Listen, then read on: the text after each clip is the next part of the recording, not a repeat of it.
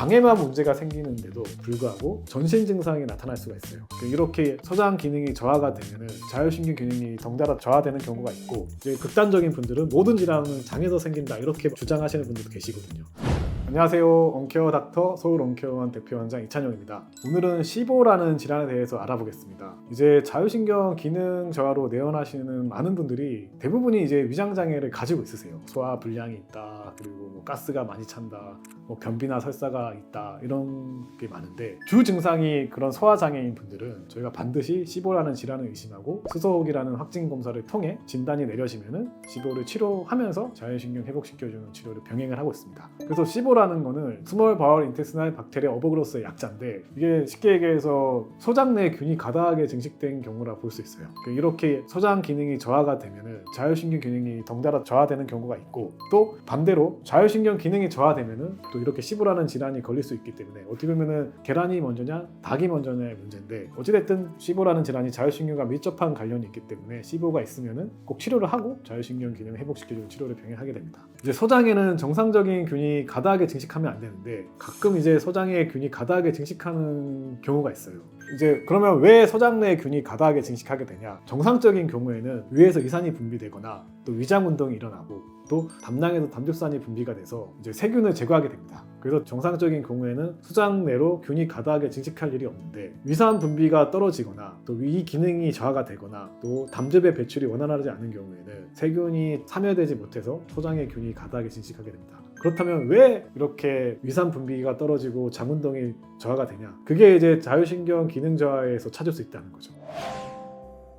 주로 이제 자율신경 기능 저하가 되는 원인은 스트레스죠. 스트레스를 받음으로 인해서 자율신경 기능이 저하가 되고, 그러다 보면 위산 분비량이 떨어지게 되고, 또 장운동 기능도 자율신경 기능이 저하되면서 떨어지게 되고, 그리고 또 이제 자율신경 기능이 저하되면 면역력도 덩달아 저하가 되기 때문에 여러 가지 이런 복합적인 문제로 자율신경 기능 저하가 소장 내 균 가다 증식을 유발하게 됩니다. 그리고 또 하나, 아까 언급드리진 않았지만은 가끔 이제 해맹판이라고 대장과 소장을 막아주는 판이 있는데, 즉 대장에 있는 균이 소장으로 역류되지 못하게 막아주는 판이 있는데, 염증성 장기란이라든지 여러 가지 이유로 이 해맹판 기능이 정상적으로 작동하지 못하면은 대장 내 균이 역류해서 시보 소장 내 균 가다 증식을 일으킬 수 있습니다. 그래서 이런 시보 소장 내 균이 가다하게 증식하게 되면은 다양한 소화기 증상이 나타나는데, 대표적인 게 복부 팽만감, 장내 가스 증가로 인해서 복부 팽만감이 나타나게 되고, 또 설사 또는 변비가 나타나게 되고, 또 복통까지 나타날 수 있습니다. 그리고 또 주목해야 될 부분이, 장에만 문제가 생기는데도 불구하고 전신 증상이 나타날 수가 있어요. 예를 들면은 피로감이나 무기력, 그리고 브레인 포그 같은 전신적인 증상이 나타날 수 있는데, 그 이유는 이제 우리가 리키거 신드롬이라는 질환에서 좀 찾을 수가 있어요. 장 같은 경우에는 장 점막이 세포층 하나로 이루어져 있습니다. 원레이어로 이제 이루어져 있는데, 이 그림을 보시면 이렇게 한 층으로 이루어져 있죠. 근데 소장 내 균이 가다하게 증식하게 되면 이 점막이 파괴가 되어버려요. 그래서 이 정상적인 점막에서는 소장에 있는 나쁜 유해 독소 같은 게 몸속으로 투과되지 못하도록 막아주는데, 이 리키거 신드롬이라고 시보로 인해서 장 점막이 파괴가 되면은 그 약해진 틈에 따라서 장 누수 증후군, 장이 샌다는 표현을 쓰죠. 그래서 약해진 점막의 틈을 침투해서 유해 독소나 세균 등이 침투하게 됩니다. 이렇게 되면은 그 유해 독소가 전신적으로 혈액을 통해서 돌아다니면서 브레인 포그라든지 피부 발진, 두통, 그리고 만성 피로, 이런 다양한 전신 질환을 유발하게 됩니다. 또 당연히 간으로 가서 간에 나쁜 영향을 미치다 보면은 간 기능이 저하되고, 그로 인해 또 피로감이 더 가중되는 경우가 많습니다.